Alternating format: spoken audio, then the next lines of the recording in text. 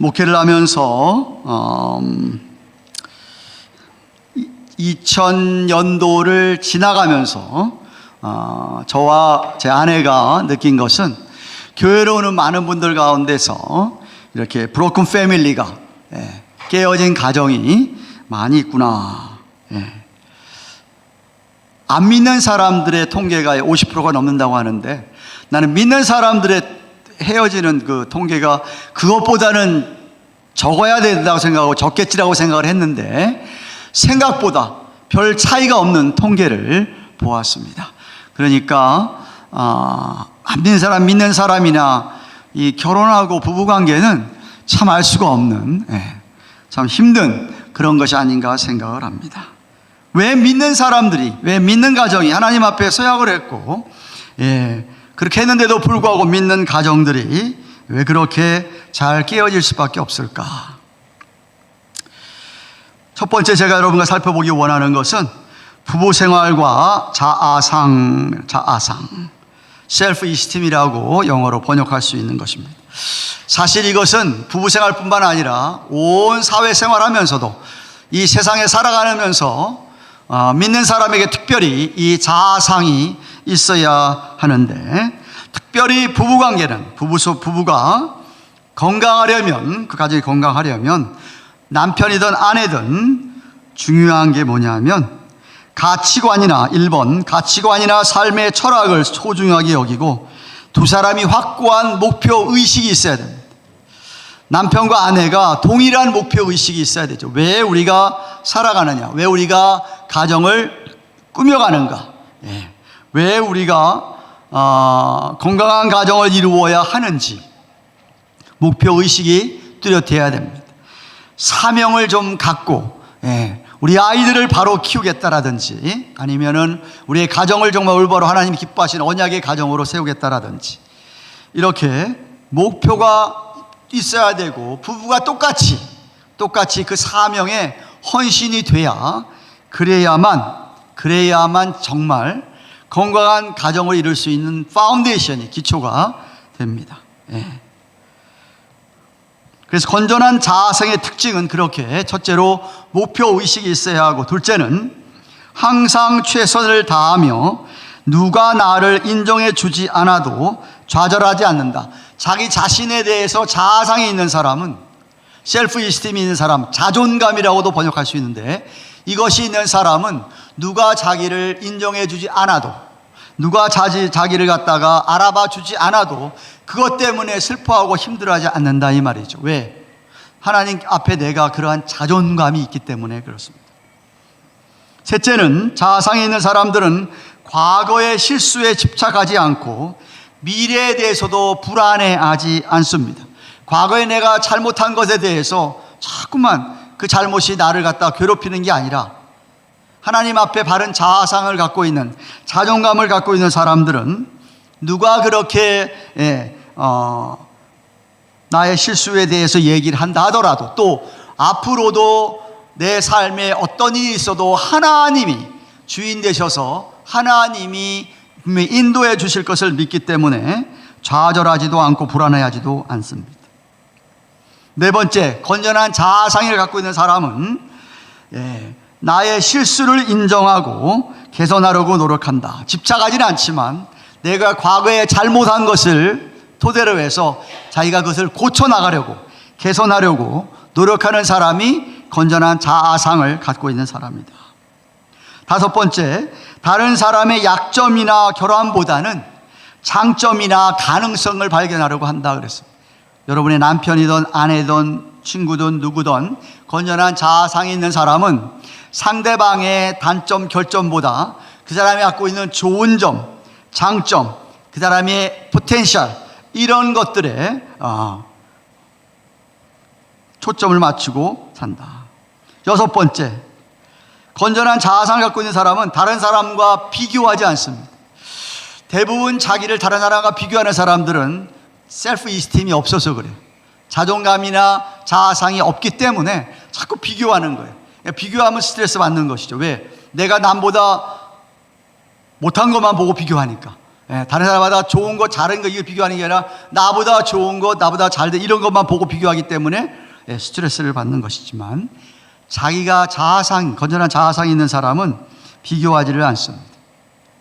그리고 7번째, 남을 칭찬하고 인정하며 도와주는 일에 인색하지 않다. 건전한 자아상을 갖고 있는 사람들은 칭찬하는데 인정하고 도와주는 일에도 인색하지 않다 이거죠. 이거 노트 안 갖고 있는 사람 있어요? 뒤에 노트 있습니다. 노트 보시면서 들으셔야 됩니다. 자, 문제가 뭐냐면 이런 특징의 건전한 자아상이 없는 사람들입니다. 자존감이 없는 사람, 자아상이 없는 사람들은 열등 의식을 갖고 살아갑니다. 열등 의식을 가지고 살아가게 돼 있어요. 열등감이 많죠, 그런 사람은. 그리고 2번째, 그런 사람은 대인관계에 문제를 일으키는데, 특별히 가정에서 부부관계에 어려움이 있습니다. 부부관계에 어려움이 있죠. 그래서 정말 중요한 게 뭐냐 하면 여러분이 셀프 이스팀을, 자존감을 갖는 것이죠. 자존감을.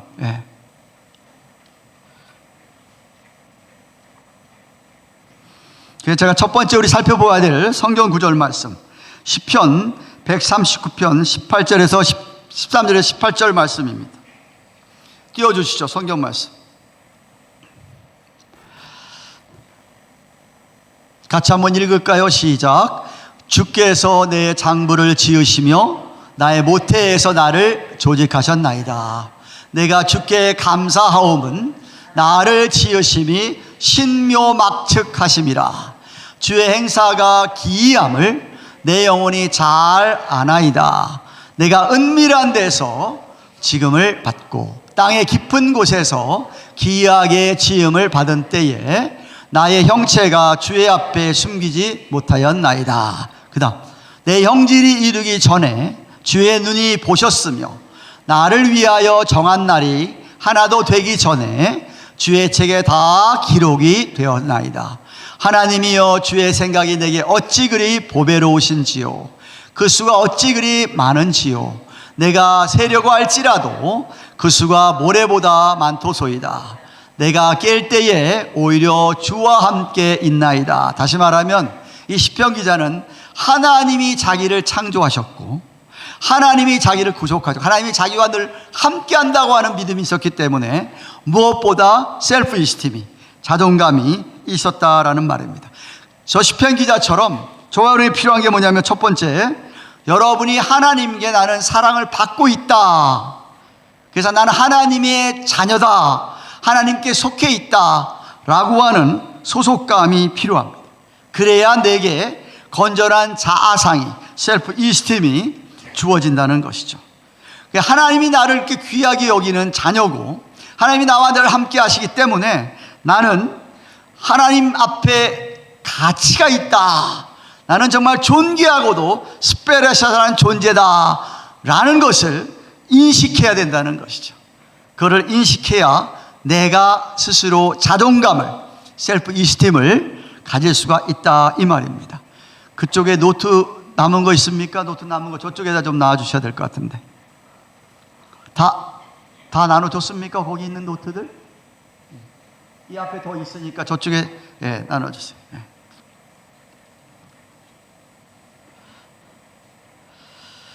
중요한 게 자아상이라 그랬습니다. 여러분이 건전한 자아상이 있어야 됩니다. 먼저 가장 여러분의 부부관계에 있어, 아니 사회 모든 인간관계에서 가장 중요한 것이 셀프 이스팀인 겁니다.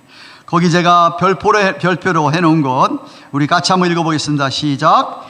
주님과의 인격적인 교제를 통해 죄의식을 버리고 자긍심을 가져라. 부부 생활에서 중요한 것은 배우자가 내게 알맞고 좋은 사람이기를 바라는 것이 아니라 내가 배우자에게 알맞고 좋은 사람이 되는 것이다 그랬습니다. 다시 한번 제가 설명합니다.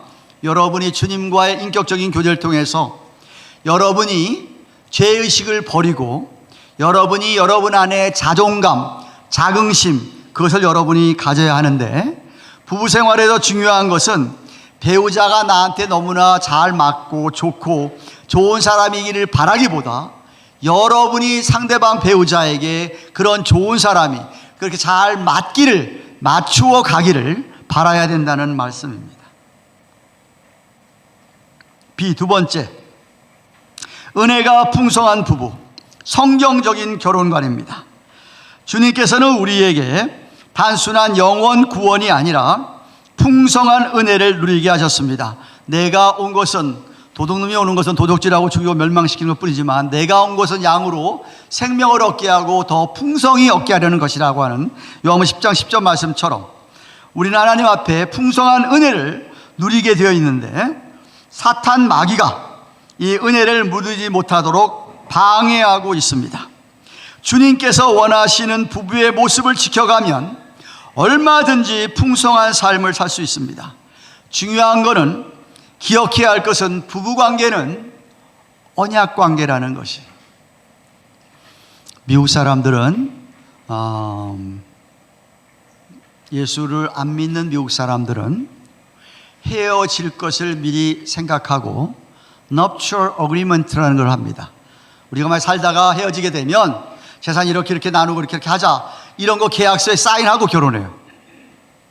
예수 믿는 사람은 그런 거 사인하는 게 아니라, 예수 믿는 사람 하나님 앞에 뭘 깨달아야 되냐 하면, 결혼관계라고 하는 것은 언약관계라는 겁니다. 언약관계. 따라 하십시다. 언약관계. covenant, 영어로 하면 covenant relationship이라는 거예요. 하나님 앞에서 하나님이 맺어주신 이 남편과 아내의 관계는 끊을래야 끊을 수가 없고 뗄래야 뗄 수 없는 관계다. 언약관계다. 예. 이따도 설명을 하겠습니다만은, 여기 너무나도 잘 아는 창세기 2장 18절에서 24절입니다. 하나님의 계획, 결혼의 목적. 그래서 거기 괄호 안에 언약관계라고 쓰셔야 되고요. 예. 자, 창세기 2장 18절부터 24절 스크린을 보시고 우리 같이 함께 읽겠습니다. 천천히 시작. 여호와 하나님이 이르시되 사람이 혼자 사는 것이 좋지 아니하니 내가 그를 위하여 돕는 배필을 지으리라 하시니라. 여호와 하나님이 흙으로 각종 들짐승과 공중의 각종 새를 지으시고 아담이 무엇이라 부르나 보시려고 그것들을 그에게로 이끌어 가시니 아담이 각 생물을 부르는 것이 곧 그 이름이 되었더라. 아담이 모든 가축과 공중의 새와 들의 모든 짐승의 이름을 주니라. 아담이 돕는 배필이 없으므로 여호와 하나님이 아담을 깊이 잠들게 하시니 잠들매 그가 그 갈빗대 하나를 취하고 살로 대신 채우시고 여호와 하나님이 아담에게서 취한 그 갈빗대로 여자를 만드시고 그를 아담에게로 이끌어 오시니 아담이 이르되 이는 내 뼈 중에 뼈요 내 살 중에 살이라. 이것을 남자에게서 취하였은즉 여자라 부르리라 하니라. 이러므로 남자가 부모를 떠나 그의 아내와 합하여 둘이 한 몸을 이룰지로다 그랬습니다. 자, 아내는 이 성경 말씀에 의하면 아내는 뭐죠? 남자의 돕는 배필. 남자의 돕는 배필. 돕는 자. helper. 아내는, 하나님께서 아담이 혼자 있는 게 안 돼서 또 필요하기에 아담의 갈빗대를 치어서 아내를 만들어서 그렇게 돕게 하셨다. 여기서 우리가 알 수 있는 것이 남자에게서 나온 여자, 하나님께서 이 창조 질서 가운데 질서상 남자에게로 나온 여자이기 때문에 고린도전서 7장에서 사도 바울은 여자의 머리가 남자라고 했고 마치 성도들의 머리가, 교회의 머리가 예수라고 했듯이, 예수님 했듯이, 그래서 여자가 돕는 배필이고 여자의 머리가 남자다. 질서상 그렇다는 이야기지, 여자 남자가 평등하지 않거나 여자가 남자보다 못하거나 이런 거는 아니고 질서상 그렇다는 말씀입니다. 그 다음에 중요한 게 아담이 부모를 떠나 여자와 합하여 하나가 되는 거기 때문에 거기 3번은 떠남과, 부모를 떠나야 되는 겁니다. 떠남과 육체적, 정신적, 영적 하나됨, 연합, 유나이티드, 그의 원리를 알고 있어야 됩니다. 중요한 게 떠남입니다. 결혼을 했음에도 불구하고 부모에게서 떠나지 못해가지고 부모를 의지하고 의존한다 그러면 그 가정은 아주 어렵습니다. 떠나야 돼. 예. 부모를 떠나지, 또 부모들도 여러분 앞으로 다 자녀들을 키워서 내보낼 텐데, 한번 결혼시켜서 내보내면 여러분이 거기에 집착하면 안 되고, 아이들이 나를 떠났구나라고 생각하셔요. 예. 우리의 부모도 그렇고, 예. 그러니까 우리가 생각할 때, 이제는 내가 독립을 했구나. independence. 이제 부모로부터 내가 독립해서, 그 다음에 아까 제가 설교 시간에 얘기했지만은 하나 됐다는 원리가 육체적으로 하나고요. 남자와 여자가 결혼해서 성관계를 맺는다는 바로 그 자체가 육체적으로 하나란 소리예요. 고린도전서에서 사도 바울이 고린도 교회 교인들에게 아주 꾸짖었던 게 뭐냐 하면, 그렇게 부인과 결혼해서 하나가 됐음에도 불구하고 왜 밖에 나가서 창녀들과 몸을 같이 섞느냐. 우상 숭배자들 앞에 우상 숭배 섬기는 사람들한테는 다 이방 신전에서는 그런 창녀들이 있었어요. 그게 말이 안 된다. 하나가 됐는데, 육체적인 하나인데, 육체적인 한 몸뿐만 아니라 그거는 정신적으로도 하나고 영적으로도 하나 됐다는 사실을 잊지 말라는 것이죠. 영적으로도 하나 됐다는 것을 잊지 말아라. 창세기 2장에서 가르쳐주는 원리입니다. 넷째는 상호 보완적이다. 영적으로, 성격적으로, 사회적으로 서로 보완해 줄 수 있는, 남자가 부족한 거 여자가 채워줘야 되고, 여자가 부족한 건 남자가 채워야 되고, 서로 상호 보완적으로 서로 성숙해 가는 게 건강한 부부 관계다. 그 목적으로 하나님께서 우리를 만나게 하셔서 가정을 이루게 하셨다라는 것을 기억해야 됩니다. 또다 여러분이 너무나 잘 아는 에베소서 5장 22절에서 23절에 보시면 남편과 아내의 의무가 나타납니다. 오늘 주일날 제가 아까 설교했듯이 우리가 하나님께서 하나 되게 하셨으면 남편은 남편으로서, 아내는 아내로서 하나님께서 그 안에서 의무를 주어졌어요.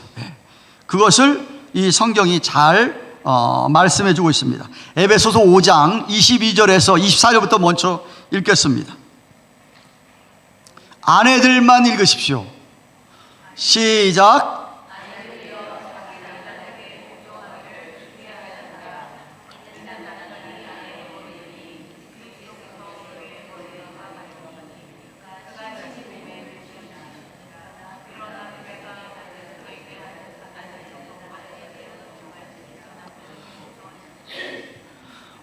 목사님은 고리타분한 얘기하고 계십니까?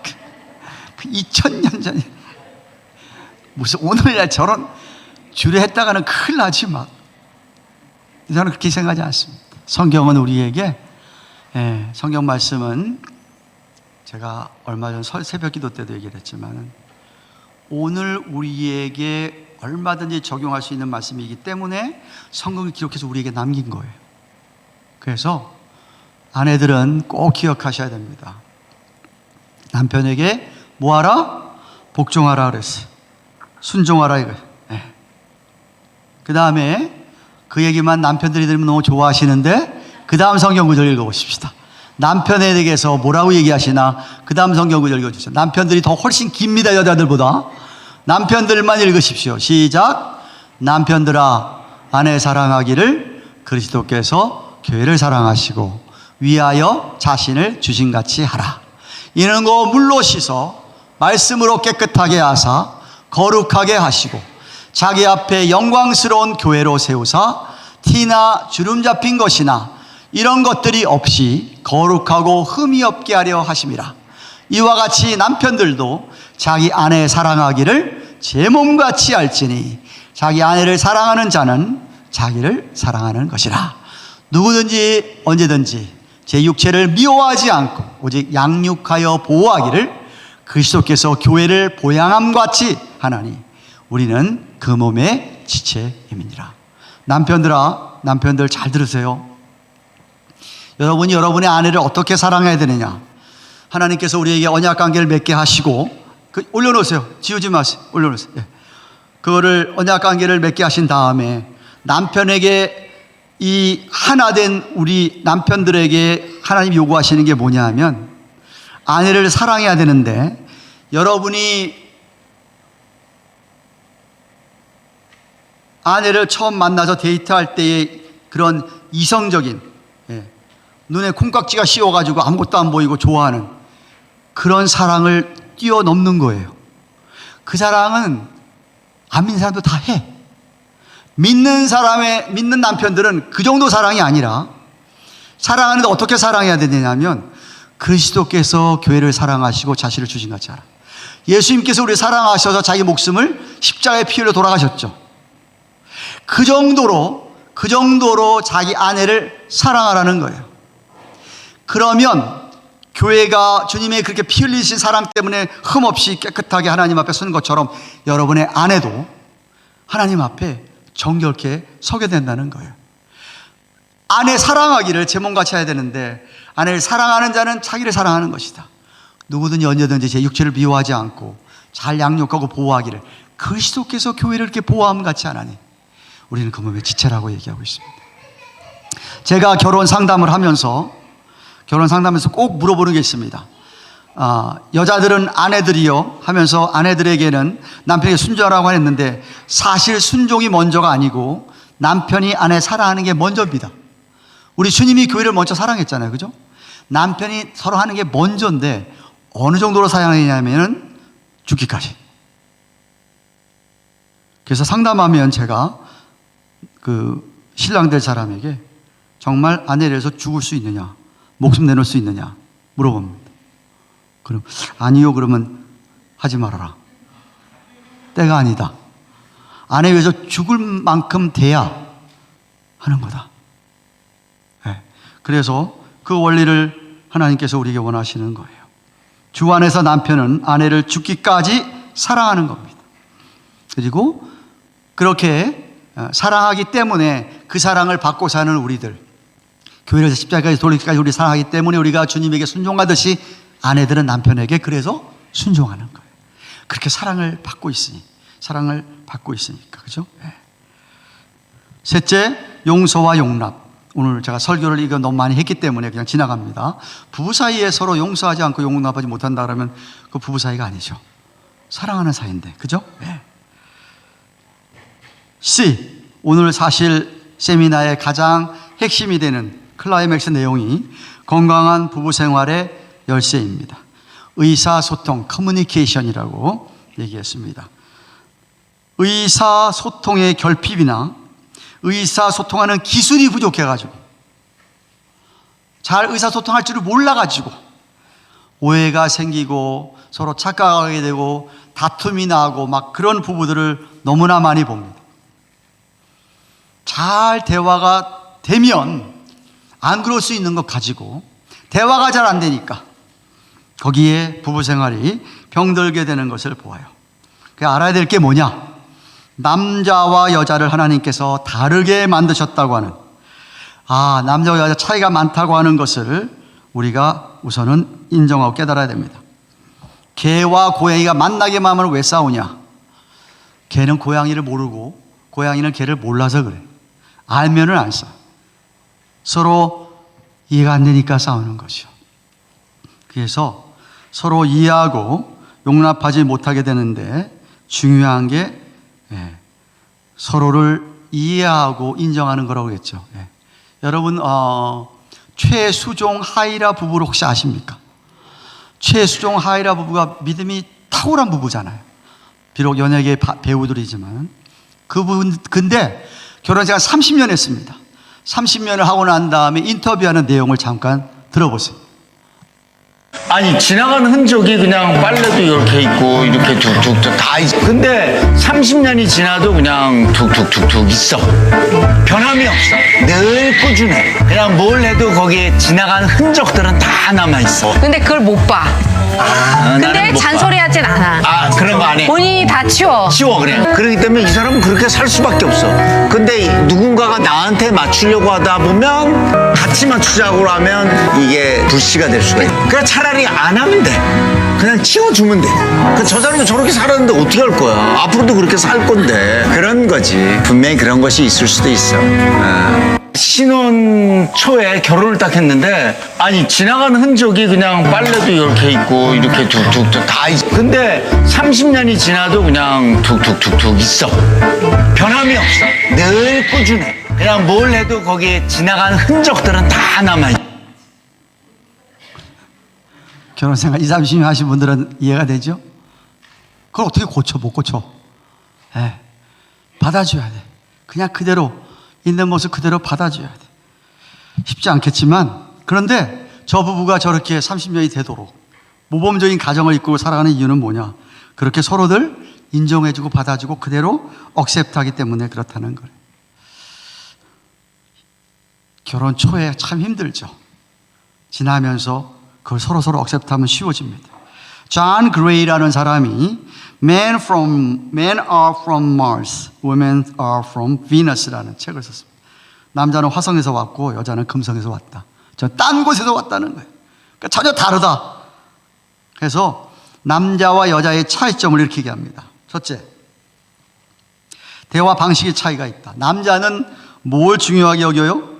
결론. 남자는 빨리 결론부터 내야 돼. 근데 여자는 그게 아니고 대화 자체에 의미를 두는 거예요. 여자보다 남자가 훨씬 말이 많지요? 여러분의 아내들은 말을 별로 안 합니까? 뭔가 여자가 문제가 생기니까 말을 안 하는 것이. 대체로 usually 원래 여자가 말이 많습니다. 남자는 원래 하나님 어떻게 만들었냐면 결론만 빨리 도달하면 돼. 빨리 그래서 so what? 빨리 얘기해.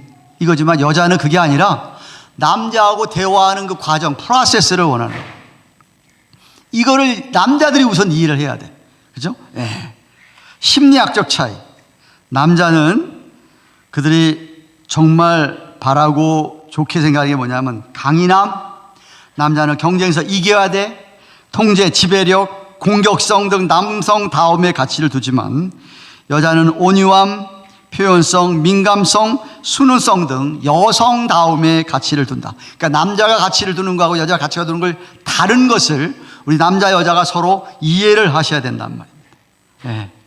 예. 물론 목사님 내 아내는 강하고 경쟁이 세고 이기려고만 하고 막 지배하려고 그러고 막 그러는데요. 나이가 들면서 호르몬이 막 바뀐대요. 남성 호르몬, 여성 호르몬이. 생리학적으로 막 그래진다고 합니다. 근데 생리학적으로 그래도 예수 믿는 사람이면 그거 따라가면 안 되지. 일반적인 차이. 여러분 보시면 아마 이해가 될 거예요. 남자는 과업지향적이라 이거예요. 무슨 일을 성취하는 승패가 중요해요. 그런데 여자는 사람 지향적, 다시 말하면 관계를 중요하게 생각을 해요. 남자는 경쟁적이요. 서열, 위계 질서가 중요한데 여자는 수평적인 것을 중요하게 생각해요. 대등한 관계를 중요하게 여겨요. 남자는 좌뇌가 발달했다고 합니다. 좌뇌. 그러니까 시공간의 능력인데 여자는 우뇌가 발달해서 언어적 능력이 탁월하다고 합니다. 남자는 주로 객관적이고 지적이라고 한다면 나는 생각한다, 고로 존재한다 이런 거 막 주장한다고 한다면 여자는 주관적이고 감정적이라는 것이죠. 내가 저 사람과 관계를 맺고 교제함으로써의 자기 존재의 가치를 생각을 한다 이거죠. 남자는 감정 표현이 서툴고 표현을 억제하게 되어 있어요. 미국에서 자란 남자는 조금 덜합니다. 아내한테 종종 I love you, I love you 하는데 한국에서 자란 남자는 죽었다 깨어나도 그 얘기 못합니다. 그죠? 잘 표현을 안 해요. 서툴러요. 근데 여자는 감정 표현을 잘하고 그런 반면에 또한 감정의 기복이 심하다는 것이죠. 남자에게서는 안정과 신뢰가 사랑이지만 여자에게서는 관심과 신뢰는 당연히 똑같이 있고요. 친밀감은 남자가 얘기하는 친밀감은 그냥 같이 있기만 하면 되지만 여자에게서 친밀감이라고 하는 같이 있기만 하면 안 되고 같이 생각과 감정을 나눠야 돼. 말로 해야 돼. 이야기를 나눠야 돼. 그죠? 근데 여기서 중요한 게 말. 우리 혀예요, 혀. 야고보서 3장 1절에서 8절 우리에게 가르쳐주고 있는 말에 대한, 혀에 대한 교훈을 보겠습니다. 올려주시죠. 야고보서 3장 1절에서 8절. 없습니까? 그래요? 여러분이 잘 아는 우리 입술의 혀가 불이다. 예. 이 혀 때문에 사람 죽이기도 하고 살리기도 한다. 그런 말씀 이루고 있잖아요. 그죠? 예. 그래서 1번의 괄호 안에는, 예, 1번의 괄호 안에는, 예, 혀, 말, 능력이 있음을 생각해야 됩니다. 함부로 말하면 안 돼. 제가 상담할 때마다 얘기합니다. 부부가 아무리 격하게 싸우고 다퉈도 절대로 이혼의 이응자도 끊으면 안 된다라고 얘기합니다. 말이요, 무서워요. 예, 적어도 결혼하면서 그런 약속은 해야 돼. 다 갈등이고 싸울 수 있어. 그러나 아무리 화가 열같이 나고 불같이 난다 하더라도 절대로 그 입에서 이자 소리가 나오면 안 된다. 말의 힘, 무심코 뱉은 한마디가 상대방의 심령에 깊은 상처를 줄 수가 있어요. 이게 정말 기술이 필요해, 여러분에게.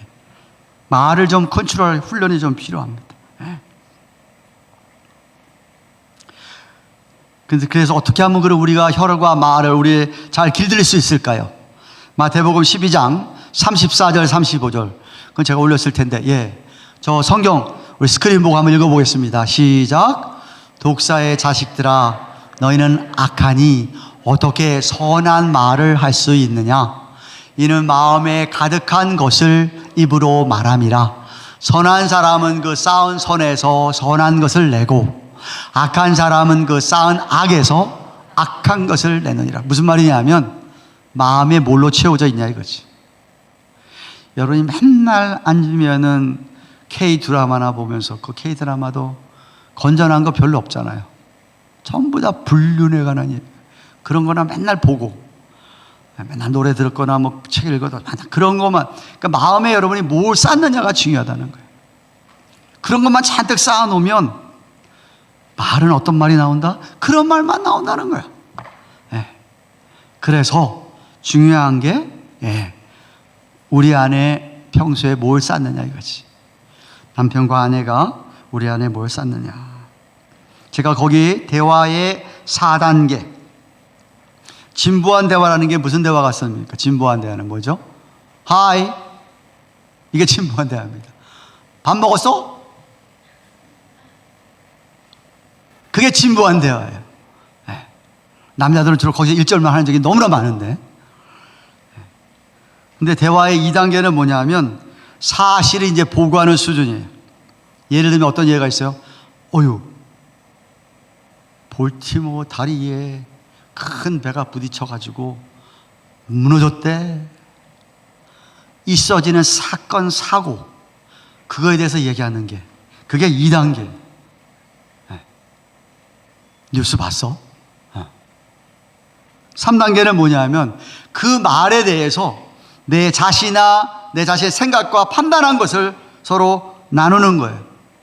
예를 들면 그랬구나 정말. 내 생각 같아서는 왜 그렇게 만들었을까? 사람은 안 다치고. 그러니까 그 한 단계 더 나아가서 자기의 생각을 표현하는 게, 내가 판단하는 것을 이야기하는 게 3번째 단계.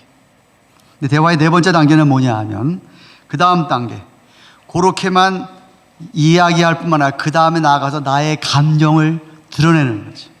나의 감정을 나누는, 예를 들면 정말 속상해, 가슴 아파, 혹은 정말 감사해, 이런 말이 마지막 4단계까지 가는 거예요. 그러니까 오늘 제가 설교할 때 얘기했지만은 우리가 나눈다고 할 때에 4단계까지 가야 나누는 거야. 대부분 여러분의 교제는 어디서 끝나요? 2단계쯤에서 끝나. 아내와 대화할 때, 남편과 대화할 때 4단계까지 가야 돼. 그래서 나는 정말 마음이 아팠다, 힘들었다, 거기까지 가야 되는 것이죠. 그죠? 네. 그러면 올바로 우리가 의사소통을 하려면 여러분 기술이 필요하고 여러분에게 꼭 필요한 테크닉이 있어야 되는데, 첫째 중요한 건 상대방을 리스펙트 해야 돼. 보세요. 아내가 남편을 리스펙트를 안 하면은요, 대화가 안 돼요. 에이, 넌 지겨려. 네가 뭐라고 말든 나는 나대로 살아. 이건 아니지. 그렇죠? 예. 또 아내도 남편을 리스펙트를 안 하면 무슨 대화가 되겠어요? 대화가 될 리가 없어요. 예. 정말 중요한 게 부부가 서로 리스펙트를 해야 돼요. 여러분의 아내나 남편을 존중합니까? 한 사람만 존중합니까? 하는 말, 경청이 듣는 거지요. 어떤 태도가 필요하냐면 말을 할 때 적극적으로 뭔 말을 하려고 하는 일을 내가 이해하려고 해야 돼. 그 이야기를 내가 받아들이려고 하면서 들어야 되는 게 드는 게 경청이에요. 근데 이게 어려워요. 쉽지 않아요. 기술이 필요해요. 그래서 제가 10가지 기술을 알려드립니다. 첫째, 미리 판단하지 말라. 1절 겨우 끝났는데 막 2절, 3절짜리 다 아는 것처럼 얘기하면 안 된다. 당신의 생각을 덧붙이지 마라. 셋째, 당신이 들은 것이 전부라고 가정하지 말아라. Between the line도 읽어 있어야 된다는 거, 영어로 얘기하면. 그 다음에 상대방의 이야기를 다른 곳으로 유도하지 말아라. 이거 이제 매니플레이트 잘하는 사람들은 자기가 원하는 대로 답을 얻으려고 이렇게 대화를 유도하죠. 그러지 마라. 상대방이 어떤 말을 하든지 마음을 닫지 마라. 늘 오픈 마인드가 돼야 된다. 그 다음에 중요한 거, 상대방의 말을 어디까지 들어주라? 끝까지 들어주라. 얘기하는 거 끝까지 들어줘야 돼. 7번째, 다른 의미로 해석하면서 받아들이지 마라. 이렇게 얘기했는데 나름대로 그걸 해석을 해가지고 그렇게 받아들이면 당연히 오해가 생기죠. 그죠? 들으면서 대답할 말을 매일 준비를 해라. 이게 심각한 얘기 같으면은 노트도 필요해. 노트도 딱딱 할 마디 하지 말고 두려움이나 염려를 하지 말아라. 내가 뭐 이렇게 하면 어떻게 될까? 그거는 부부 사이에 있어서도 안 되고 서로의 말을 공평하게 들어줘라. 무엇보다 중요한 게 뭐냐? 서로에게 진실해야 된다. 정직해야 된다. 만약 여러분이 아내나 남편에게 거짓말하면 뭐가 사라지느냐 하면 신뢰가 사라져요. 트러스트를 잃게 되는 거예요. 여러분, 한번 트러스트가 떨어진 거를 회복하기가 진짜 어렵습니다. 그러니까 거기 안 가도록 늘 아내나 남편한테 솔직하게 진솔하게 다 이야기해야 돼. 여자들은 좀 하는 것 같아요. 남자들이 은큼하지 잘 얘기 안 하는 것 같아요. 안에 있는 말, 특별히 부부 사이에 대해서 여러분 혹시라도 여러분 뭐 교회에서건 바깥 사회에서 누구 친구 사이에는 얼마든지 그런 어떤 일이 있을 수 있어요? 내 아내나 나는 남편, 나나 내 부인에게 찝쩍거리는 남자가 있을 수 있어요. 근데 그럴 때 내가 숨기고 있으면 안 되고 내 아내나 남편에게 솔직히 얘기할 수 있어야 돼. 좀 이상하다. 얘기할 수 있어야 된다 이 말이죠. 이해가 되세요? 이해가 안 되면 할 수 없고. 그래서 서로에게 진실하고 정직해야 된다. 부부의 성생활, 성에 관한 태도. 성은 죄악인가 부끄러운 것이 아니면 현대에는 너무 노출과 자유로운 성광이 넘치는 시대라 이 말이죠. 그럼 우리 믿는 부부들은 부부가 어떤 태도로 성을 대해야 할 것인가? 첫째, 하나님께서 우리에게 성관계를 하는 목적을 주신 것이 창세기 1장 24절 28절입니다. 특별히 27절, 26절, 27절이죠. 하나님께서 저기 있네요. 한번 읽어봅시다. 시작. 하나님이 자기 형상 곧 하나님의 형상대로 사람을 창조하시되 남자와 여자를 창조하시고 하나님이 그들에게 복을 주시며 그들에게 이르시되 생육하고 번성하여 땅에 충만하라. 땅을 정복하라. 바다의 고기와 공중의 새와 땅에 움직이는 모든 생물을 다스리라. 특별히 생육하고 번성하라. 하나님께서 우리에게 성관계를 주신 가장 큰 이유는 생육하고 번성하기 위한 게 첫 번째 이유입니다. 첫 번째 이유고요.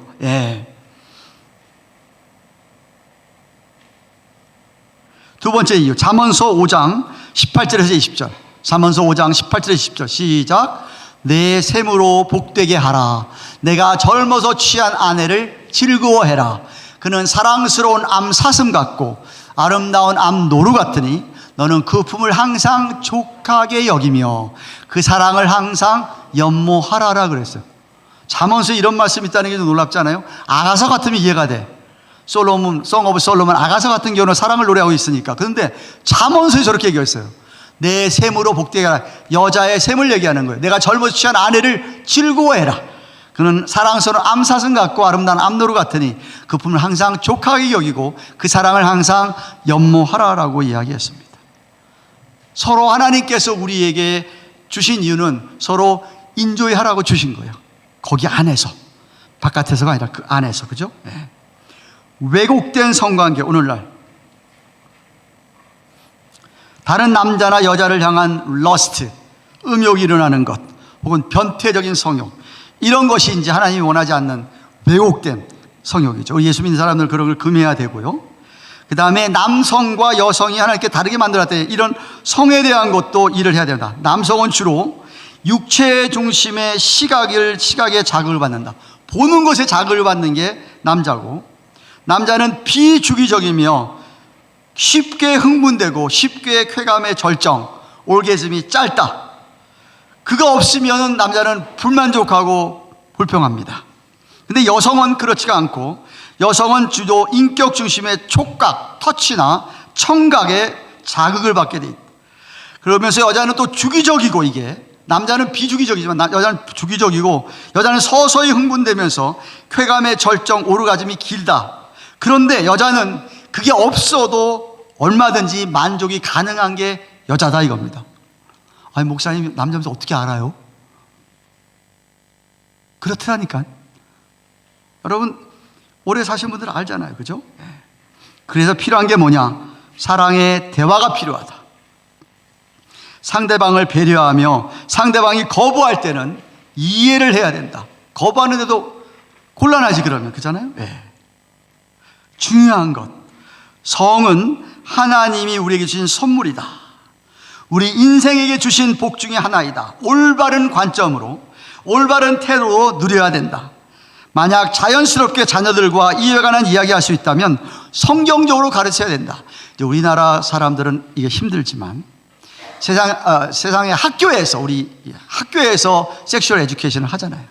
근데 집에서 사실 부모가 한다면 그보다 좋은 게 없습니다. 그리고 또 여러분이 염두에 둬야만 합니다. 자, 결론을 내리기 전에 제가 대부분 한국 드라마들이 다 그런 분류인데, 건강한 드라마 가운데 여러분도 아마도 보았을 만한 눈물의 여왕이라는 드라마 다 보셨어요? 안 보셨어요?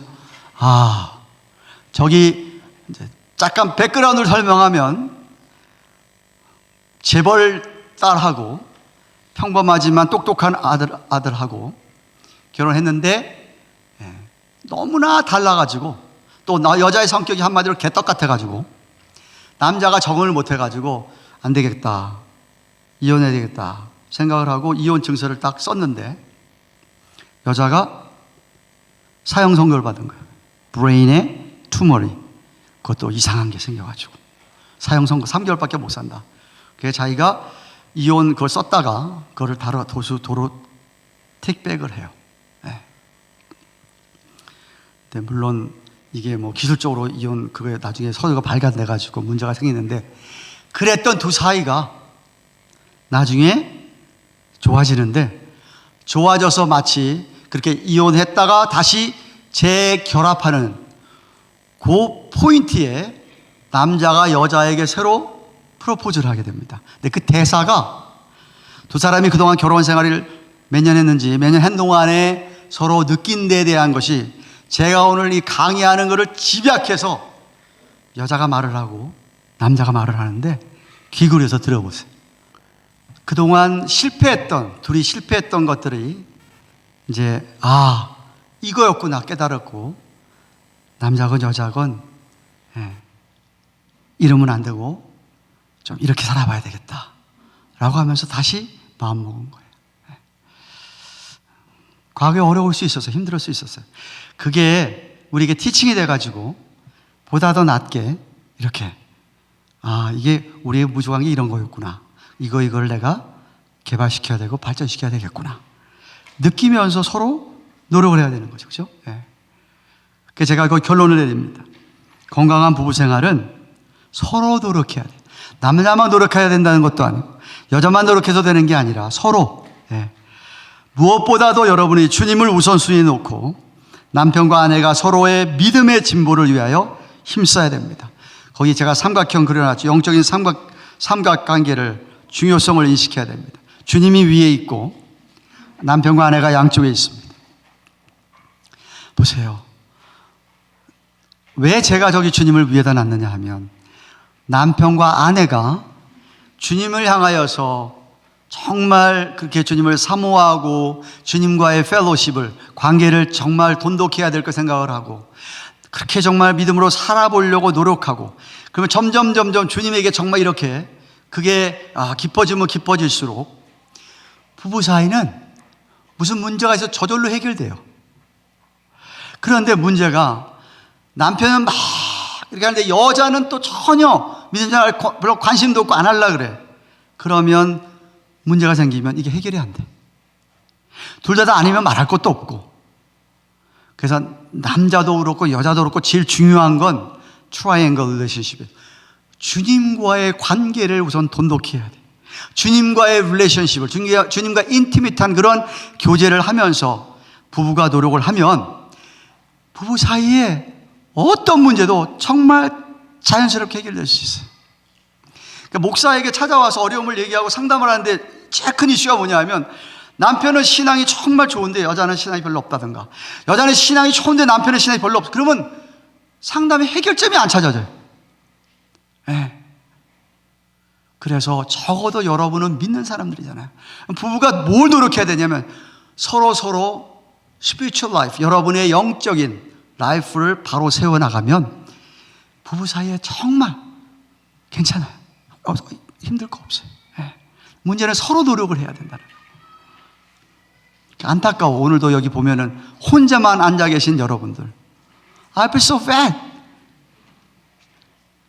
남편이 이런 얘기 들어야 되고 여자가 이런 얘기를 들어야 되는데 혼자 앉아 있어. 오늘 목회 칼럼 갖고 계세요? 목회 칼럼. 거기 읽으세요. 같이 읽읍시다. 제가 우리 신혼 부부들 결혼하면 주는 Our Family라는 제목의 액자를 선물하는데 거기 같이 한번 서로 첫째 시작. 우리는 서로 사랑하며 받아들일 것이다. 왜 없습니까? 빨리 피세요. 목회 칼럼. 우리는 시작. 우리는 서로 사랑하며 받아들일 것이다. 우리는 서로 위하여 기도할 것이다. 우리는 서로에게 진실을 말할 것이다. 우리는 서로에게 친절할 것이다. 우리는 서로에게 기쁨을 줄 것이다. 우리는 서로 섬길 것이다. 우리는 서로에게 인내할 것이다. 우리는 서로 위로할 것이다.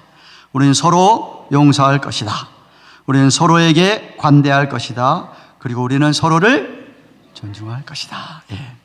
이렇게 사시면 정말 많은 문제들을 해결하고 보다 하나님 원하시는 그러한 건강한 성경적인 부부 생활을 될 줄로 믿습니다. 참고 서적 제가 거기 4개 써놨는데 온전한 결혼 생활 노먼 라이트 웨스 로버츠가 쓴 한국말로 번역된 책이 있습니다. 제가 결혼 상담할 때마다 같이 살펴보는 책이고요. 그 다음에 메리지 빌더라고 하는 이거는 클래식입니다. 레리 크랩이라고 하는 상담학자, 심리학자가 쓴 책이고요. 한국말로 분명히 번역이 됐을 거예요. 제가 지금 못 찾아서 그렇지. 그런 다음에 팀 켈러, 뉴욕에 돌아가셨죠. 팀 켈러가 쓴 Meaning of Marriage, 혹은 척 스윈들 목사님이 쓴 The Marriage from Surviving to Thriving이라고 하는 책인데 이것도 아마 번역이 다 돼 있을 텐데 이런 책들을 참고하시고 꾸준하게 서로 노력을 하시면 하나님께서 여러분의 부부들을 축복하실 줄로 믿습니다. 기도하십시다. 사랑하는 하나님 아버지 감사합니다. 적어도 오늘 이 오후에 이 강의를 함께 들은 우리 사랑하는 귀한 당신의 백성들만큼이라도 강의를 들은 대로 서로 노력하고 애써서 우리의 부부 사이가 또 우리의 가정이 정말 주님 원하시는 건강한 성경적인 가정을 이끌어가고 부부들이 되도록 축복하여 주시옵소서.